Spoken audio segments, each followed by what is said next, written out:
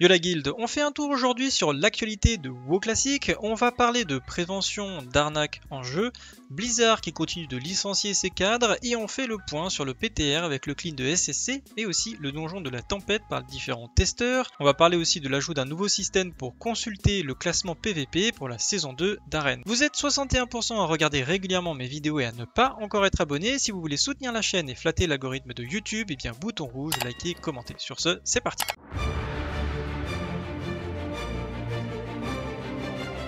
Alors, pour la prévention, de quoi on parle? Eh bien tout simplement d'un petit message que vous pouvez recevoir régulièrement dans le jeu, donc je suis sûr que beaucoup d'entre vous savent de quoi il s'agit, qu'ils l'ont déjà reçu et qui ne se font pas avoir évidemment, mais je parle pour les quelques personnes qui pourraient éventuellement se faire avoir, et je sais que certains se font avoir, puisque j'ai eu des messages sur Discord de personnes qui s'étaient fait hacker, justement par rapport à ce message-là, et qui m'avaient demandé de faire déjà une vidéo à l'époque, j'en avais déjà parlé sur Vanilla Classic. Là je pense qu'une petite piqûre de rappel s'impose, puisque récemment je me suis fait MP, donc je me suis dit tiens, peut-être qu'il y a des nouveaux joueurs qui ne connaissent pas, donc du coup on va en parler. Alors c'est quoi? En fait vous recevez pendant que vous êtes connecté un petit message donc de Blizzard a priori qui vous dit infraction utilisation de bots ou programmes tiers d'automatisation des actions, veuillez visiter le site fr-burningcrusade.com sinon vous allez avoir, enfin nous allons suspendre votre compte. Donc évidemment c'est un fake, comment on le sait? Bon bah assez facilement déjà parce que quand vous faites clic sur le pseudo de la personne, vous pouvez voir que c'est une personne qui est physiquement dans le jeu à un endroit donné, donc probablement un niveau 1 dans la forêt d'Elwyn, quelque chose comme ça. Ensuite vous avez le i de Blizzard, il y a un accent dessus, et tout simplement déjà un MJ. Déjà sur WoW Classic il n'y a pas de MJ, ça vous le savez très bien, mais en plus de ça, si c'était un MJ, il y aurait la petite icône bleue de Blizzard, donc c'est une sorte de petite icône, si je vous trouve, je vous le mettrai dans le montage, une petite icône bleue devant le pseudo de Blizzard, et ce qui permet de vérifier déjà que c'est un MJ, et puis il s'appelle pas Blizzard, il peut s'appeler Alfred, mais il y aura le logo Blizzard et le pseudo du MJ derrière. Ensuite, généralement les MJ vous contactent dans deux cas, soit parce que vous avez fait une grosse connerie dans le jeu, si c'est une utilisation de bot, votre compte est bloqué, tout simplement vous pouvez pas vous connecter, si vous êtes banni à cause de ça, ou quand vous avez fait une requête en jeu et à ce moment-là le MJ peut être amené à vous contacter. C'était les deux cas de figure en gros dans lesquels vous pouvez avoir un MJ qui vous contacte. Dans tous les cas, si vous avez un doute pour quoi que ce soit, vous allez sur votre Battle.net, donc la fenêtre où vous vous connectez pour lancer WoW, et vous avez dans les options en haut à gauche vous connecter à votre compte. C'est comme ça vous vous connectez directement sur votre compte sans écrire nulle part votre mot de passe. Là en fait leur but c'est que vous alliez sur le site qui vous en ligne, qui n'est pas le vrai site de Blizzard, qui va ressembler au site de Blizzard, c'est la même interface.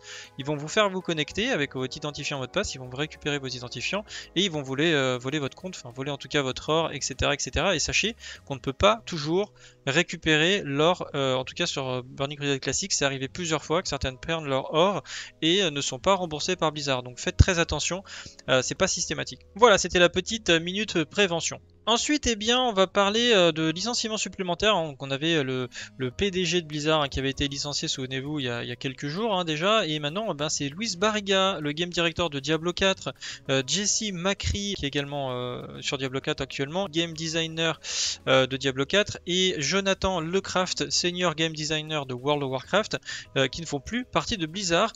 Donc d'ailleurs, Jesse Macri auparavant faisait partie de l'équipe de World of Warcraft depuis très longtemps. D'ailleurs, c'était un designer de World of Warcraft. Et il apparaissait d'ailleurs sur la photo lors de la BlizzCon 2013 sur la Cosby Suite. Vous savez, pour ceux qui l'ont vu, c'était une photo avec Bill Cosby. Je ne vais pas rentrer dans les détails, mais en gros, j'ai l'impression que tous ceux qui ont été pris sur cette photo avec Bill Cosby, sont en train de se faire virer. Il n'y a pas que des joueurs de chez Blizzard d'ailleurs, ça serait intéressant de voir si dans les autres sociétés qui étaient présentes sur cette photo vont aussi se faire virer. En tout cas, Blizzard continue de faire le ménage et comme je disais, on était tellement au fond chez Blizzard depuis quelques années au niveau des grandes têtes et de ceux qui prennent les décisions.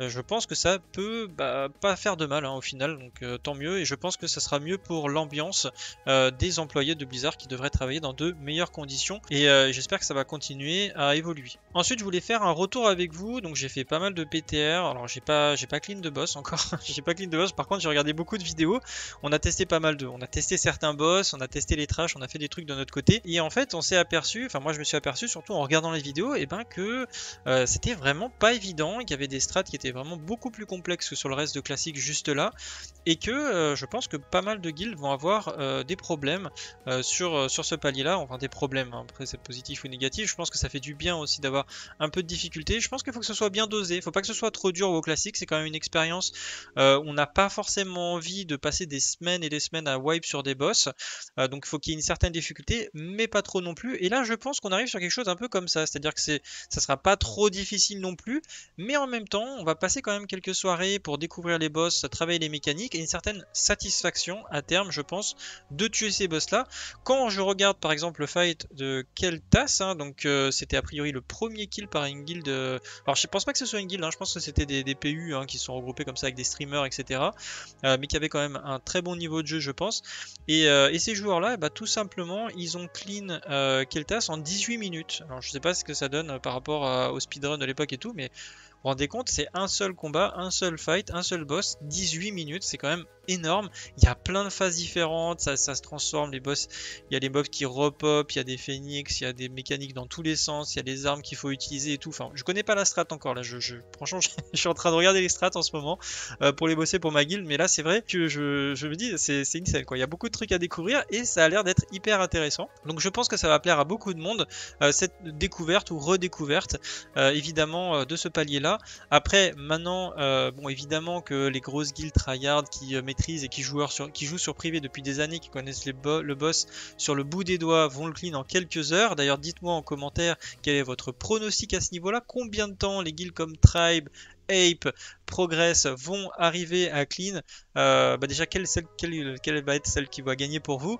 Moi j'espère que Tribe va arriver en première position évidemment, mais voilà, combien de temps pensez-vous qu'ils vont mettre pour dès la sortie du patch, pour clean les deux donjons, donc le donjon de la tempête et SSC. Côté d'ailleurs SSC, bah, c'est pareil, hein, les Dame Bash prend à peu près 12-13 minutes, le combat est assez long.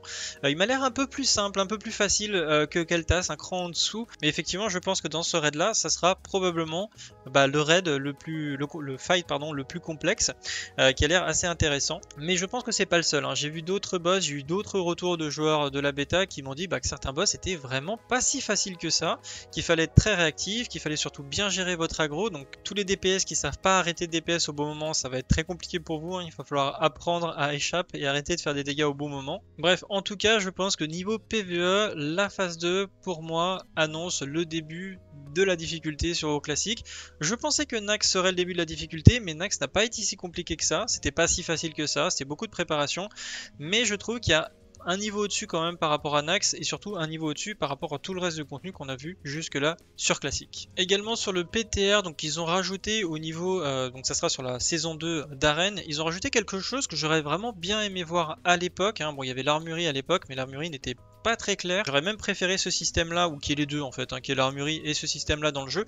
Donc qu'est-ce que c'est en fait? Bah, c'est tout simplement un petit tableau, hein. Donc on est à Shattrath ici, devant là où vous commencez les arènes, vous avez un petit tableau, vous cliquez dessus et ça vous affiche ce petit menu, donc ça vous permet de voir les seuils de cote. Donc ça veut dire quoi?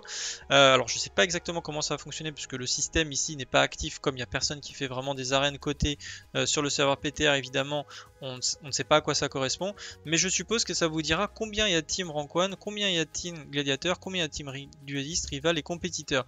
Donc je suppose, imaginons que là ça va être marqué 12 500 compétiteurs, 5000 rivales, 1000 duellistes, je sais pas, 70 gladiateurs et 3 rank 1 par exemple. Je pense que ça sera quelque chose comme ça. Ce qui serait bien, évidemment, après, ça serait de pouvoir cliquer dessus et que ça affiche les teams avec des pages différentes.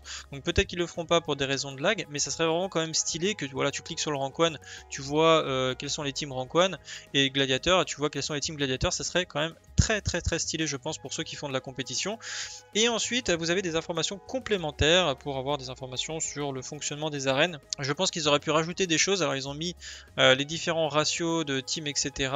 Ils ont précisé également qu'il vous faut avoir une cote personnelle de moins de 100 points avec celle de votre équipe et avoir fait 20% des matchs total de la saison. Du coup bah voilà, si vous avez une team, vous n'avez pas joué tous les matchs, il faudra faire un maximum de matchs ou recréer une team rapidement. Et il faudra avoir fait au moins 50 matchs dans la saison pour avoir une récompense. Ça fait un petit peu penser au même système que le top 500 sur Overwatch. Bref, ils auraient pu préciser aussi comment on fait les points par semaine, qu'il faut faire 10 matchs, 30% des des matchs, etc. Enfin, ils auraient pu rajouter quelques petits détails encore, je pense, un peu plus de détails sur les arènes. En tout cas, c'est une très bonne mise à jour pour le PvP, ceux qui aiment le PvP. Voilà. Je vous ai mis un nouveau sondage d'ailleurs sur la partie communauté de la chaîne YouTube, tout simplement de me dire quelle est la phase sur TBC classique qui vous hype le plus. Est-ce que c'est la phase 2 à venir, la phase 3 avec Ijal, Temple Noir, la phase 4 avec Zul'Daman, n'oubliez pas, il y a Zul'Daman avec le timer et le fameux ours Amani, la monture, et ensuite la phase 5 avec le plateau Puits de Soleil. Je vous prépare également à la rentrée plein de contenu, donc j'ai plein de vidéos à faire, j'ai une liste interminable de vidéos à vous proposer. Là évidemment j'en sors très peu parce que je suis en vacances, j'ai pas tout le matériel pour faire les vidéos, etc.